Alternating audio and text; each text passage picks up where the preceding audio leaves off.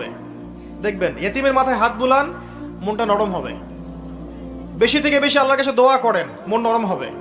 একটু কম খান, একটু কম ঘুমান, একটু কম হাসেন, একটু কম কথা বলেন, মানুষের সাথে কম মেশেন, মন নরম হবে। এগুলো যত বেশি করবেন মন শক্ত হয়ে যাবে। আর মন যত শক্ত হবে সেই মনের মধ্যে আল্লাহর নূর আসবে না।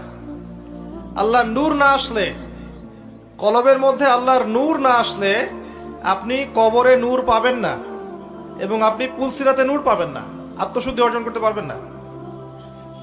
একটা কথা বলি, যখন আপনার হৃদয়ের মধ্যে নূর আসবে আল্লাহর পক্ষ থেকে, আপনি দেখবেন আপনি এমন কিছু বুঝতে পারছেন যেটা 8-10 জন পারছে না।